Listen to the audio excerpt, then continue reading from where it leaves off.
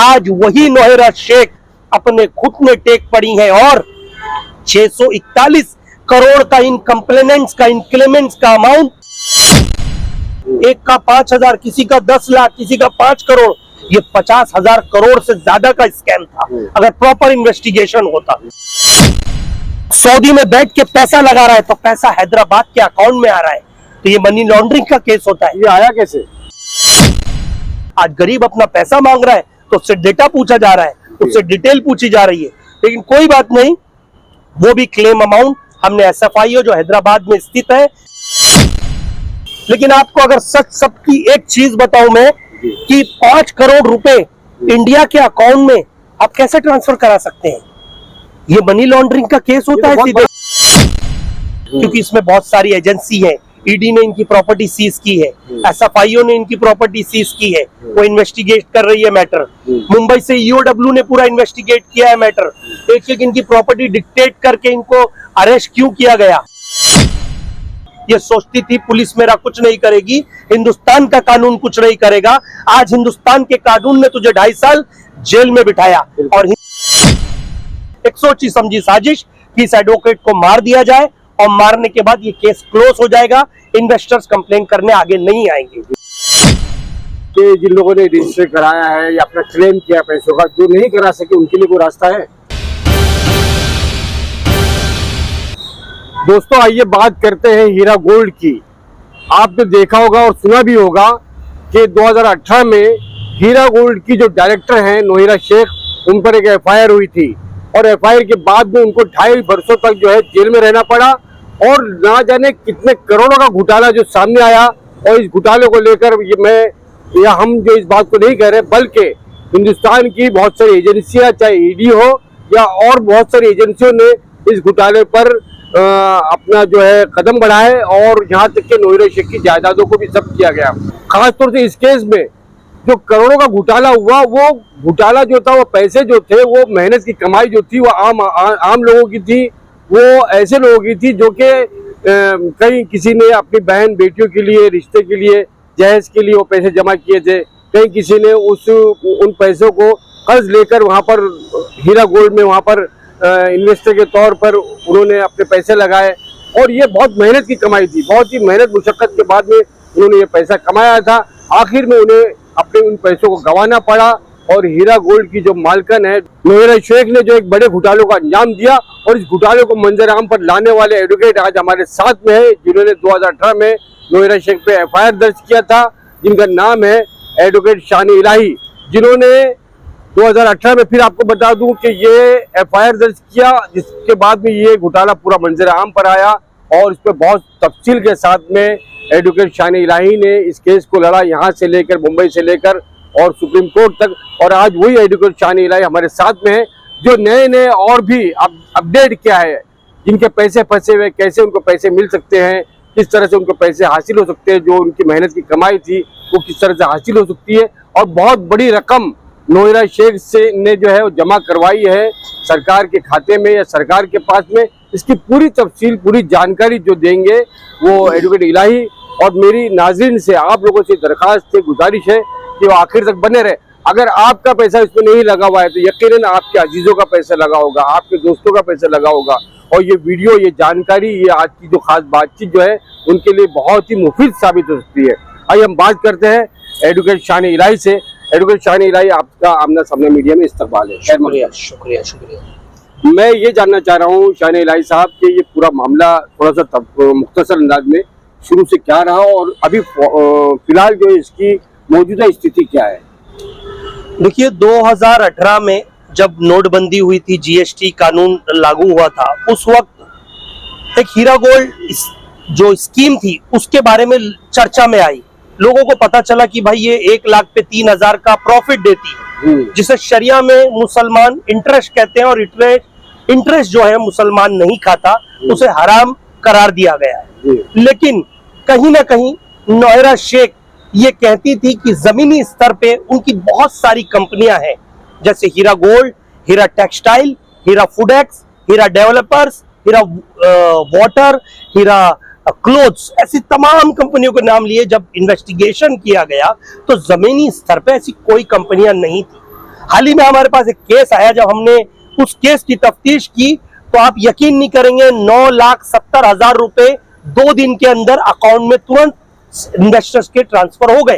तो हमें लगा कोई भी कितना बड़ा चीटर हो, क्रिमिनल हो, इतनी जल्दी तो कोई रेस्पॉन्स नहीं देता है। हमने जब तफ्तीश की तो पता चला, फिर लोगों ने जो कंप्लेन स्टार्ट की पूरे मुंबई भर से, तो एफआईआर जे पुलिस स्टेशन में सबसे पहली एफआईआर हुई थी, जो एक इन्वेस्टर्स थे उनके द्वारा। उससे केस को हमने तफ्तीश की और उसके बाद तमाम हिंदुस्तान से एफआईआर दर्ज हुई। टोटल 29 एफआईआर इनके ऊपर हुई, जिसके बाद इन्हें EOW, SFIO, CCS department, ED इन्हें अपनी हथकंडों में जकड़ लिया और इन्हें जेल की सलाखों के पीछे भेज दिया गया। हालांकि इनके जो इन्वेस्टर्स थे वो तमाम हमें बदनाम करने लगे, हम पे आरोप प्रत्यारोप लगाने लगे, मुझ पर सेशन कोर्ट के बाहर अटैक किया गया। एक सोची समझी साजिश कि इस एडवोकेट को मार दिया जाए और मारने के बाद ये केस क्लोज हो जाएगा, इन्वेस्टर्स कंप्लेन करने आगे नहीं आएंगे। लेकिन वो तइज्जु मन तशा वो तजिल्लु मन तशा, अल्लाह जिसको इज्जत देना चाहे उसे कोई रोक नहीं सकता। 2018 से आज 2023 है, यही नोहेरा शेख थी, ये कहती थी मैं 1 रुपया कंप्लेनेंट को नहीं दूंगी, जाओ पुलिस स्टेशन से ले लेना, जाओ कोर्ट से ले लेना, वो जज से मांग लेना। आज वही नोहेरा शेख अपने घुटने टेक पड़ी है और 641 करोड़ का इन कंप्लेनेंट्स का, इन क्लेमेंट्स का अमाउंट आज उन्होंने सुप्रीम कोर्ट की रजिस्ट्री में जमा कराया है। यानी कि सीधे साफ तौर से ये कहा गया है, तुमने जो पैसा लिया है वो तुम्हें देना पड़ेगा, और आज वो देने को मंजूर हो गई। 640 करोड़ 41 करोड़ 41 करोड़ 641। ये एक तरह से देखा है तो आपकी भी कामयाबी नजर आती है कि आपने इतना पैसा उनसे वसूल करवाया, लेकिन ये घोटाला तो कई हजार करोड़ का नजर आता है। देखिए कैसा है, अभी तक सिर्फ सामने चंद लोग आए हैं। इनके 11 लाख इन्वेस्टर्स से 11 लाख अगर इन्वेस्टर्स कंप्लेंट कराएं, एक का 5,000, किसी का 10 लाख, किसी का 5 करोड़, ये 50,000 करोड़ से ज्यादा का स्कैम था अगर प्रॉपर इन्वेस्टिगेशन होता। लेकिन कोरोना के मद्देनजर रखते हुए और महिला होने की सहानुभूति के मद्देनजर इन्हें बेल दे दी गई सुप्रीम कोर्ट द्वारा। लेकिन उसके बाद जेल से जब ये बाहर आई, लोगों ने कहा आपा अगर जेल में रहेंगी तो पैसा कैसे देंगी। लेकिन आपा जब बाहर आ गई, आज आपा को बाहर आके 1.5 से 2 साल हो गए, रोज नई नई हथकंडे, नई नई कहानियां, नए नए कुछ न कुछ बहाने। लेकिन आज सुप्रीम कोर्ट ने उन्हें लास्ट वार्निंग दी थी, आपको 21 अगस्त को आपको पैसे डिपॉजिट कराने होंगे। वहां पर भी वो ड्राफ्ट लेके आई, उन्होंने कोर्ट में डिपॉजिट नहीं कराया, बताया कि कुछ टेक्निकल रीजन की वजह से हम नहीं जमा करा पाए। ठीक है, सुप्रीम कोर्ट ने कहा आप रजिस्ट्री में पैसे जमा कराइए, आरटीजीएस कराइए, उसके बाद सोचेंगे कि अगला स्टेप क्या होगा इसके अंदर। मैं ये कहना चाहता हूं कि इसमें 11 लाख इन्वेस्टर, सबसे बड़ी बात, ये तो हम हिंदुस्तान की बात कर रहे हैं, इसमें ऐसे इन्वेस्टर्स हैं मेरे पास जो दुबई से हैं, सऊदी से हैं, रियाद से हैं। देखिए अगर आप अपने कैमरे पे दिखा सकती हैं, इनके 5 करोड़ हैं, इनका नाम फहद है, ये रियाद के कफिल है, ये मुझसे मिलने इंडिया आ चुके हैं। लेकिन आपको अगर सच सबकी एक चीज बताऊं मैं कि 5 करोड़ रुपए इंडिया के अकाउंट में आप कैसे ट्रांसफर करा सकते हैं? ये मनी लॉन्ड्रिंग का केस होता है, सीधे मामला बन रहा है पूरा मनी लॉन्ड्रिंग का। आप मुझे बताइए, इसमें पाकिस्तानियों के भी पैसे हैं, तो ये देशद्रोह का मसला होता है। आप मुझे बताइए, अगर ये कफिल सऊदी में बैठ के पैसा लगा रहा है तो पैसा हैदराबाद के अकाउंट में आ रहा है, तो ये मनी लॉन्ड्रिंग का केस होता है। ये आया कैसे? इसे मेरा इन्होंने ट्विटर पे न्यूज देखी, मेरा इन्होंने जानकारी निकाली कि कौन एडवोकेट है जो सुप्रीम कोर्ट में लड़ रहा है और ये मुझसे मिलने के लिए आए। तो मैंने इनसे कहा कि मैं पूरी कोशिश करूंगा, हिंदुस्तान का पहले ऑर्डर आने दीजिए, उसके बाद मैं पूरी कोशिश करूंगा, ईंट से ईंट बजा दूंगा। अभी तो हिंदुस्तान की बात है, हिंदुस्तान के बाहर तमाम ऐसे लोग हैं जो वहां रह रहे हैं, वो नौकरियां कर रहे हैं, उनका पैसा भी हीरा गोल्ड कंपनी में लगा है, उसका जवाब तो नहीं दे रहे कोई, ना कोई आगे आ रहे हैं। बात करते हैं, अगर ये सवाल पूछ लो तो धमकियां दे दी जाती हैं। ये चीजें तो तफ्तीश में एजेंसियों के सामने भी आई होगी कि इनका जो पैसा जो लगा है बाहर से, जो गल्फ कंट्री है या आप जैसे आपने कहा कि पाकिस्तान से भी है, तो ये पैसा आया किस जरिए से? तो क्या एजेंसियों ने इसको नजरअंदाज करने की कोशिश की है? देखिए, जब पहले एजेंसियों को ये पता चला कि हिंदुस्तान से ये पैसा लगा है, अभी तक कोई केस ऐसा नहीं आया जो बाहर से लगा है। ये डॉक्यूमेंट ऑन डॉक्यूमेंट्स है, वो रियाद से यहाँ आया था और उसने अपने पूरी डिटेल दी है ये मीरा रोड के आईसीआईसीआई अकाउंट की डिटेल है, ये देख लीजिए। ये मीरा रोड के आईसीआईसीआई अकाउंट में ये नंबर लिखे हुए, ये पढ़ लीजिए। इसमें यहाँ पे 15 लाख रुपए आए हैं फाद के अकाउंट से, और फिर ये लोग कहते हैं नहीं नहीं आप ये अकाउंट से रिटर्न ले लीजिए अमाउंट, क्योंकि हम पकड़े जाएंगे, हम पे मनी लॉन्ड्रिंग के केस दर्ज हो जाएंगे। और मैं आपको एक तमाम ऐसे बहुत सारे लेटर है मेरे पास जिसमें ये पूरा संक्षेप रूप से कहा गया है कि हैदराबाद में हमारी कंपनी स्थित है, हम इतना अमाउंट के बदले इतना देते हैं, हम टेक्सटाइल पे, हम जो भी इनके जो शेयर्स पे, ऐसे शेयर्स का भी इनका बिजनेस था। लेकिन मैं ये कहना चाहता हूं आज कुछ लोग डर के मारे आगे नहीं आए। 30 से 40 हजार इन्वेस्टर्स आए होंगे जिनकी बेचारों की मेहनत की कमाई थी, उनके लिए मैं लड़ रहा था, और इंशाअल्लाह ताला जब तक ये केस चलता रहेगा उन इन्वेस्टर्स के हक के लिए, न्याय के लिए मैं लड़ता रहूंगा। आज 641 करोड़ ये आपको भरना पड़ा है, ये इंशाअल्लाह ताला ये हमारी मशक्कत, मेरे साथ तमाम जितने senior council, senior advocate supreme court से हो या मुंबई से हो, सभी दोस्तों ने मेरी बहुत मदद की। साथ ही मैं मुंबई कमिश्नर का भी, उस वक्त मुंबई कमिश्नर थे, उन्होंने भी बहुत मदद की। तमाम ऐसे राजनेता थे जो बढ़ चढ़ के हिस्सा लिया। संजय निरुपम साहब इस केस में मेरे साथ आए थे, अच्छा, बहुत उन्होंने इसमें मेहनत की। देवेंद्र भारती साहब से हमारी इस बार पे मीटिंग हुई थी। हमारे साथ उस वक्त एडवोकेट मुंसिफ साहब थे, एडवोकेट कुणाल साहब थे, एडवोकेट पठान साहब थे, जिन्होंने मुंबई से मेरे साथ इस केस को आगे बढ़ाया। दिल्ली में जो आज मेरे साथ इस लीड कर रहे हैं, एडवोकेट इमाम मेहंदी साहब है, एडवोकेट रशीद साहब है, एडवोकेट अविनाश शर्मा साहब है, और तमाम सीनियर काउंसिल दुष्यंत दवे साहब है, ASG राजू जी हैं, जो इस केस को लीड कर रहे हैं। लेकिन वो लेडी कहीं पर टस से मस नहीं होती और ये कहती है कि ये इन्वेस्टर झूठ बोल रहे हैं, डेटा चेक किया जाए। मैडम मैं आपसे सवाल पूछना चाहता हूं, ये डेटा आप चेक कर रही है आज, जब ये 10 साल से आपके इन्वेस्टर से आप मोटी मोटी इन्हें कमाई दे रही थी या उनसे ले रही थी, जब आपने ये सवाल नहीं पूछा। आज गरीब अपना पैसा मांग रहा है तो उससे डेटा पूछा जा रहा है, उससे डिटेल पूछी जा रही है। लेकिन कोई बात नहीं, वो भी क्लेम अमाउंट हमने SFIO जो हैदराबाद में स्थित है, सीनियर फ्रॉड इन्वेस्टिगेशन एजेंसी, वहां पर सब क्लेमेंट्स का क्लेम जमा करा दिया है।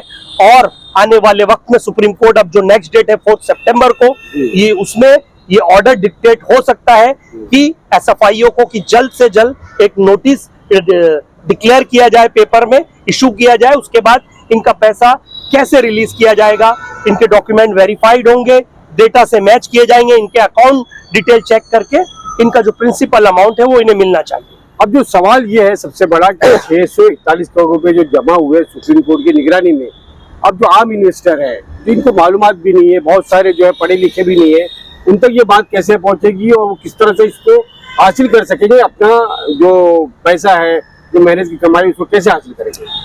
देखिए, घबराने की और डरने की बात नहीं है। जिन्होंने क्लेम फाइल कर दिया है, सबको पता थी सुप्रीम कोर्ट की जो डेट थी, जो एक लास्ट ड्यू डेट दी गई थी SFIO में क्लेम फाइल करने के लिए, बहुत लोगों ने फाइल कर दिया है।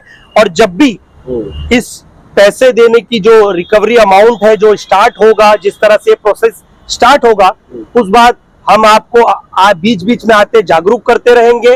आप कांटेक्ट करते रहिए। अगर आपको हिंदुस्तान में कुछ तकलीफ आ रही है, SFIO आपसे कुछ नहीं कह रहा है, तो हम आपके साथ खड़े हैं, SFIO में भी चलेंगे और आपका पैसा आपको दिलाएंगे। लेकिन आप अभी भी अपने कानों को कच्चा नहीं, मजबूत कीजिए, क्योंकि आज ये डर जाते हैं, घबरा जाते हैं और अपनी कंप्लेंटें वापस ले लेते हैं। मैं आज वहीं खड़ा हूं, मैं वही एडवोकेट हूं जो इन लोगों ने सेशन कोर्ट के बाहर मुझ पे जानलेवा हमला किया। 15 लोग उसमें अरेस्ट हुए, FIR दर्ज हुई। जिन लोगों ने मुझे मारने का प्रयत्न करा, क्योंकि ये अगर एडवोकेट को मार देते हैं तो एक केस रफा दफा हो जाएगा, कंप्लेंट्स आगे नहीं बढ़ेगी, इन्वेस्टर्स आगे नहीं आएंगे। एक तरह से आप पर दबाव बनाकर या आप पर हमला करके दूसरे बकरा को भी डराना चाह रहे थे, क्या ऐसा भी मामला था? ये सही, ये निशाना मुझ पर था और तीर कहीं और पर था, क्योंकि इसमें बहुत सारी एजेंसी है। ED ने इनकी प्रॉपर्टी सीज की है, SFIO ने इनकी प्रॉपर्टी सीज की है, वो इन्वेस्टिगेट कर रही है मैटर। मुंबई से EOW ने पूरा इन्वेस्टिगेट किया है मैटर। एक एक इनकी प्रॉपर्टी डिक्टेट करके इनको अरेस्ट क्यों किया गया, इतनी प्रॉपर्टीज कहां से आई? 641 करोड़ का आपको पता है क्या माजरा है? इनकी नामपल्ली हैदराबाद में एक प्रॉपर्टी है, उसे सेल किया गया। ये सिर्फ एक प्रॉपर्टी, उसे सेल करके 641 करोड़ का अमाउंट दे रहे हैं। और उन्हें ये भी शर्तें रखी कि ED से कहिए जो हमारे ऊपर चार्जेस लगे हैं उसे लिफ्ट कर लीजिए, प्रॉपर्टी सीज जो है हमें हटा दीजिए। ईडी ने पूछा मैडम आप कौन है, ये ईडी ने सीज की है, आप ऐसे लिफ्ट करने का ये एक्सक्यूज नहीं दे सकती। कोर्ट तो जो हमारे advocate honourable justice Sanjay Kishan Kaul sir से उन्होंने कहा let's money has to be deposit first, I need a colour of money, first you have to deposit the amount, then we will decide what to do. This is not a straight to talk to me this कि मुझे property दे दीजिए, मुझे ये दे दीजिए। Court लेने देने नहीं बैठा है, कोर्ट न्याय करने बैठा है। और मैं बता दूं सुप्रीम कोर्ट पैसा नहीं देता है, लोगों को ऐसा लग रहा है। सुप्रीम कोर्ट की रजिस्ट्री में फॉर द सिक्योरिटी रीजन ये पैसा डिपॉजिट कराया गया है और ये पैसा जो है एसएफआईओ की कस्टडी में दिया जाएगा। एसएफआईओ पूरे क्लेमेंट्स के डॉक्यूमेंट्स उनके पास अवेलेबल है। जैसे नोटिंग होगी, एक नोटिस इशू होगा, उसके बाद इनका पैसा मिलेगा। लेकिन उस बार भी ध्यान रखें, अकाउंट नंबर अपना दें, एडवोकेट की मदद से वहां पहुंचे, ऐसे ना जाए। कुछ भी छोटी मोटी गलती वो नुकसानदेह हो सकती है, आपकी मेहनत की कमाई है। जिनका छोटी मोटी रकम है 5,000, 10,000, 25,000, वो क्या करेंगे? 5,000 10,000 वाले सर है ही नहीं इसमें। अच्छा, मेरे पास डिटेल है, अभी फिलहाल ऑफिस बंद हो गई है, मैं आपको पूरा बैग दिखाता। इसमें मेरे पास ऐसे इन्वेस्टर हैं जिनके 25 लाख, 50 लाख, 1 करोड़, 2 करोड़, 5 करोड़ ऐसे ऐसे अमाउंट है। लेकिन वो बेचारे बहुत सारे तो ऐसे डरे हुए हैं कि हम अगर जाएंगे तो हम पे आईटी की इंक्वायरी बैठ जाएगी। अरे क्यों बैठ जाएगी बॉस आपके ऊपर? आप कमाते हो, टैक्स पेयर हो, बैंक में अकाउंट है, अगर रेडी पड़नी थी तो पहले पड़ सकती थी। ये तो आपने बड़े इन्वेस्टर की बात की ना, हमारे सामने तो बहुत सारी मिसालें हैं जिन्होंने 25-50 हजार लाख रुपए भी लगाए। नहीं, जो लाख रुपए वाले हैं उनको अपडेट मिल जाएगी। उन्होंने अगर क्लेम फाइल किया उनके ऊपर कोई इंक्वायरी नहीं होगी, सिर्फ वहां जाना होगा। जैसे उनका जो नोटिस में ऑर्डर इशू होगा, बस उसके मद्देनजर आप फॉलो अप करेंगे और आपको पैसा 101% आपका प्रिंसिपल अमाउंट मिलना चाहिए। अभी उन्होंने एक नई राजनीति उसमें स्टार्ट की थी षड्यंत्र रचने की कि जो मैंने प्रॉफिट दिया है वो डिडक्ट किया जाए। अच्छा, और जो इतना इस्तेमाल किया उसका जो इन्होंने इस्तेमाल किया, मेरा पैसा आपको, आपका पैसा कहीं और उसका पैसा कहीं और, तो पैसा किसका इस्तेमाल हुआ? मेरा। और मेरे पैसों से आपने बिल्डिंगें बना ली, मेरे पैसे से आपने प्रॉपर्टीज ले ली। आज यही नोहेरा शेख जो 10-10 गाड़ियों में बड़े बड़े 50 बाउंसरों को लेके घूमने वाली, और जो बेचारा गरीब उनके दरवाजे पे जाता, बाउंसर उन्हें मारते पीटते और भगा देते थे। आज यही नोहेरा शेख सुप्रीम कोर्ट में अकेली आती हैं और कोर्ट के सामने बड़ा मासूम चेहरा लेके खड़ी रहती हैं कि मैं जज साहब बहुत सीधी सादी औरत हूं। पर परसों का स्टेटमेंट है, मोदी जी ने लाल किले से कहा कि मैं महिला शक्तिकरण करना चाहता हूं, महिलाओं के बारे में, विकास के बारे में सोचना चाहता हूं। तो ये महिला ने तुरंत अपनी पब्लिसिटी के लिए कहा, टाइम्स ऑफ इंडिया में आर्टिकल आप पढ़ लीजिए। अच्छा। मोदी जी मेरे पास महिलाओं की भरमार है, 11 से 12 लाख इन्वेस्टर्स हैं, मैं इन्हें लखपति बनाना चाहती हूँ, आप मौका तो दीजिए। अच्छा। तो मैंने उस पर ट्वीट किया, आप पढ़ लेना मेरे ट्वीट। तो मोदी जी को राम करना चाहती है ये। मैंने उनसे पूछा कि मोदी जी को तो बाद में आप लखपति कर देना, रोडों पर, जो रोड पे आप जो रोड की बातें कर रही है, रोड पे जो बैठे इन्वेस्टर। लेकिन मैं कहना चाहता हूँ जो ये गरीबों का अमाउंट है पहले इन्हें दे दीजिए। रोड पे आ चुके हैं, लखपति नहीं, ये रोडपति बन चुके हैं, इन्हें पैसा कब मिलेगा? सही बात। और इसमें सरकार, मैं ईडी से भी कहना चाहता हूँ, इसमें प्रॉपर तरीके से इन्वेस्टिगेशन होना चाहिए। ईडी ने भी इनके ऊपर एफआईआर दर्ज की है, वो भी कोर्ट में रोक लगा रखी है। पूरे मुंबई नहीं, हिंदुस्तान में 29 एफआईआर हुई है सेशंस कोर्ट में, लेकिन अभी तक इन पे अरेस्ट के लिए रोक लगाए जा रखी है। क्यों? क्योंकि वजह यही है, पहले सबसे पहले court wants money first, then they will decide what to do. Shani Rai साहब, कहीं ऐसा लगता है कि इस पूरे मामले में जो बचाव हो रहा है या नोहेरा शेख को जो ताकत मिल रही है, कहीं ना कहीं सियासी कुछ बनाई भी हासिल है इनको? देखिए, कहीं ना कहीं ऐसा लग रहा है कि इनको पीछे कोई ना कोई तो बैकअप है। 2.5 साल में बेल हो जाना, बेल होने के बाद ये और बड़ी बड़ी बातें करना, मैं दे दूंगी, मैं कर दूंगी। 2012 में आप रिकॉर्ड उठा के देखिए, यानी कानून का कोई डर और खौफ नजर नहीं आ रहा है। हैदराबाद से सांसद असदुद्दीन ओवैसी ने इनके ऊपर चीटिंग फॉर्जरी के केस लगाए थे, वो मामला दब गया। क्योंकि नेताओं का मैटर रहता है तो ये मैटर दब जाता है। हम जैसे आम इंसानों का, हम वकीलों का, तो हमें तो भैया मार भी पड़ती है, गाली भी पड़ती है, धमकियां भी दी जाती है और झूठे केसेस लगाने की बात भी की जाती है। लेकिन इंशाअल्लाह ताला मैं जब तक इस सीने में जान है, इन इन्वेस्टर्स के लिए लड़ता रहूंगा और इन्हें पैसा दिलाकर ही दम लूंगा। आप इतनी सीना ठोक के इतनी बातें कर रहे हैं, इल्जामात भी लगा रहे हैं, कहीं ना कहीं सच्चाई भी पेश कर रहे हैं, आपको डर नहीं लगता इस बात से? कि आगे आप देखिए, मैं आपसे सिर्फ एक चीज कहना चाहूंगा, जब तक मुझे मौत आएगी नहीं कोई मुझे मार नहीं सकता, और जिस दिन मेरी मौत होगी तो कोई रोक नहीं सकता। तो इन लोगों से क्या डरना है? डरना है तो खुदा से डरो जिसने पैदा किया। अरे मर के तो तुम्हें भी जाना है इस दुनिया से, और जवाब वहां की भी तो एक अदालत है, वहां भी तो जवाब देना है। ये मजलूम लोग जब मेरे ऑफिस पे आते थे, आप अगर होते उस वक्त और रोते थे, खाने के पैसे नहीं होते थे, मैं मेरे ऑफिस से उन्हें खाना खिला के भेजता था। बूढ़ी बूढ़ी औरतें आती थी, बेवा औरतें, और कुछ लोग तो ऐसे थे बेचारे कि मेरी बेटी के शादी के पैसे रखे थे बेटे, और मेरे घर लिया था, घर बेच के भाड़े के घर पे आ गए। आज उनकी ऐसी परिस्थिति, क्या उनका दर्द नहीं देखेंगे? तो नोएरा शेख को जो है अल्लाह का खौफ नहीं, उन्होंने इस तरह से मजलूमों का पैसा दबाया या उनको इस तरह से चीट किया? देखिए, अल्लाह का खौफ तो हर किसी के दिल में है, लेकिन कुछ लोग जब दुनिया में आने के बाद दुनिया की चकाचौंध और पैसों की हरे रंग, पीले रंग, नीले रंग देखकर वो अपने आप को खुदा समझने लगते हैं। जब उन्हें लोग जानबूझ के उनके पैर छूने लगे, उन्हें झुक के सलाम करने लगे, तो ये समझने लगते हैं मैं भी खुदा हूँ। लेकिन खुदा ऐसे लोग का घमंड बहुत जल्दी तोड़ देता है, और यही खुदा समझने वाली ये सोचती थी पुलिस मेरा कुछ नहीं करेगी, हिंदुस्तान का कानून कुछ नहीं करेगा।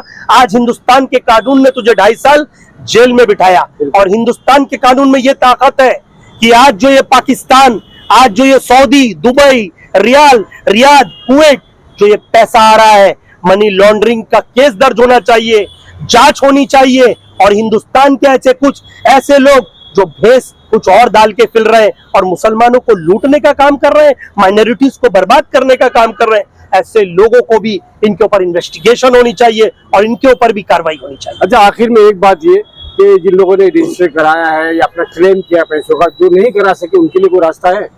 अब देखिए, जो नहीं करा सके हैं उनके लिए थोड़ा रास्ता मुश्किल है, लेकिन मतलब ये कहना नामुमकिन नहीं है, क्योंकि ऐसे 19 से 2000 इन्वेस्टर्स हैं जिन्होंने सुप्रीम कोर्ट की गाइडलाइन के बाद पोस्ट कराया अपना डॉक्यूमेंट। वो वहां तक पहुंचा भी, लेकिन वो अमाउंट उसमें इंक्लूड हुआ, लेकिन इनका नाम उसमें नहीं इश्यूज हुआ। अच्छा, तो अब है उसके लिए एक अलग से एप्लीकेशन फाइल करके, कंडोनेशन डिले एप्लीकेशन और रिक्वेस्ट कोर्ट के सामने करके कि सर हमने पोस्ट किया था, कुछ वजह से किसी को नहीं मालूम पड़ा, तो उसकी क्या गलती है, आप इस अमाउंट को अप्रूव कर दीजिए। गरीबों का अमाउंट है, क्योंकि कोर्ट सुनने के लिए बैठा है, कोर्ट मदद करने के लिए बैठा है, और कोर्ट किसी के साथ अत्याचार नहीं करता है।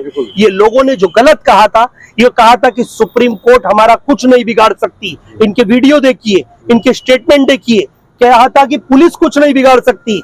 आज पुलिस ने ही इन्हें अरेस्ट किया, कोर्ट के ऑर्डर के बाद ये जेल गई, और आज इन्होंने 641 करोड़ का अमाउंट भी डिपॉजिट किया। मैं आपको कहना चाहता हूँ एक छोटी सी बात, ये खत्म करने से पहले, आज आपके पास इतना पैसा है, जो सुप्रीम कोर्ट के सीनियर एडवोकेट की फीस कितनी होती है आपको पता है? 15 लाख, 20 लाख, 25 लाख। आप ऐसे अमाउंट उनको देने के लिए तैयार हो? आज जो ये मजलूम गरीब जो 5-5 हजार के लिए, 2-2 लाख के लिए रो रहा है, आपके पास आवाज नहीं। आप क्या कह रही है? मैं कोर्ट में देखूंगी, मैं पुलिस से बात करूंगी। अरे मैडम, हम तो पुलिस, कोर्ट, कानून सब लेके बैठे हैं हाथ में, और ऑन रिकॉर्ड है, एविडेंस के साथ बात करते हैं। नोएरा शेख को इस बात का पता है ना कि अगर मैं चंद करोड़ रुपए खर्च कर दूं और हजारों करोड़ रुपए का गबन कर दूं मैं, तो जाहिर सी बात है फायदे में हो। तो देखिए, ये कहते हैं ना, एक तालाब में से एक मग्घा निकाला हुआ पानी है, ये 641 करोड़। सही है। अगर इसकी प्रॉपर इन्वेस्टिगेशन होना, अगर इसमें बाहरी पुलिस आकर हिंदुस्तान की मदद लेके यहाँ पे इन्वेस्टिगेशन करे ना, तो मैं आपको कहना चाहता हूँ हिंदुस्तान की सरजमी पे ये सबसे बड़ा घोटाला होगा।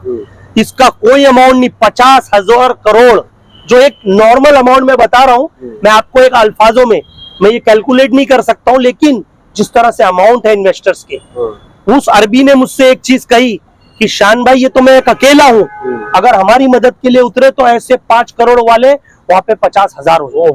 तो सोचिए उनका अमाउंट कितना। जांच आपको लगता है कि कोई बड़ी एजेंसी करे, सीबीआई जैसी एजेंसियां है? सीबीआई में भी इनकी कंप्लेंट्स है, ईडी में भी इनकी कंप्लेंट्स है, लेकिन कुछ वजह से पता नहीं इन्वेस्टिगेशन थोड़ा स्लो चल रहा है। लेकिन न्याय के ऊपर पूरा भरोसा है, कानून के ऊपर भरोसा है। वक्त चलते इंशाअल्लाह ताला ये हवा का रुख बदलेगा, और वहां वालों को भी जो दुबई, सऊदी, रियाद में बैठे हैं, उनका भी हक का पैसा उन्हें मिलना चाहिए। चाहे वो देश, चाहे वो हिंदुस्तान छोड़ के गए, नौकरियां कर रहे हैं, वहां गरीब लोग हैं, उनका भी पैसा मिलना चाहिए, क्योंकि ये हक की कमाई है। कोई किसी का 1 रुपया भी हिंदुस्तान से लेके भाग नहीं सकता है, क्योंकि हमें हिंदुस्तान के कानून और हिंदुस्तान की पुलिस पे भरोसा है। आखिर में आम इन्वेस्टर से आप क्या कहना चाहिए? मैं आम इन्वेस्टर से यही कहना चाहूंगा, आप लोग मुझ पर कितने आरोप प्रत्यारोप कुछ लोग लगाते थे, गालियां देते थे, आज आपका भाई, आपका बेटा आज वहीं खड़ा है और अल्लाह ने उसको इतनी इज्जत दी है। मैंने पैसा नहीं कमाया, लेकिन मैंने नाम और दुआएं और इज्जत कमाई है, और आज आपके लिए अभी भी खड़ा हूं। मैं ये कहना चाहता हूं, आप बेझिझक होकर मुझे कांटेक्ट कीजिए, आइए, आपका पैसा इंशाअल्लाह ताला पूरी मशक्कत करके दिलवाने का काम इस एडवोकेट शान इलाही तुर्की का है। आपसे राब्ता कायम करने के लिए लोग क्या रास्ता इख्तियार कर सकते हैं? कुछ नंबर वगैरह आप बताएंगे लोगों को? मेरे से अगर आपको राब्ता कायम करना है तो मेरा मोबाइल नंबर है 9967586323। मेरी बैंड्रा कलानगर में ऑफिस है, और एक ऑफिस बॉम्बे हाई कोर्ट के पास है, और एक ऑफिस सुप्रीम कोर्ट के पास है। हमारी पैनल्स है, हमारी टीम है, मतलब हमारी जो लीगल टीम्स है उनके साथ हम मिलके काम करते हैं। तो आप जब चाहो हमसे राब्ता कायम कर सकते हो, और मैं दिनों रात आपके लिए खड़ा हूं, और आपका पैसा निकलवाने की जिम्मेदारी हमारी है। शान इलाही साहब, आपका बहुत बहुत शुक्रिया अपना समय मीडिया से बात करने के लिए। नाज़रीन, हम आपसे ये कहना चाहते हैं कि इस वीडियो में जो बातचीत हुई, खास बातचीत हुई है, और इस पूरे धोखाधड़ी को लेकर जो सामने नई बातें आई, जैसे कि 640 करोड़ रुपया सुप्रीम कोर्ट के रजिस्ट्रार के पास जमा कराया गया है, तो आप यकीनन, आपके मैंने पहले भी ये बात कही थी और अब भी ये कह रहा हूँ कि आपके जानने वालों में, आपके अजीजों में, आपके दोस्तों में जिन लोगों का भी पैसा फंसा हुआ है, तो उन तक ये मालूमात जरूर पहुँचाइए। आमना सामना मीडिया को खिदमत का मौका दीजिए। चलिए, हम आपसे इजाज़त चाहते हैं। कैमरा पर्सन शाहिद पटेल के साथ आपका दोस्त राशिद। जय हिंद, जय महाराष्ट्र, अल्लाह हाफिज़।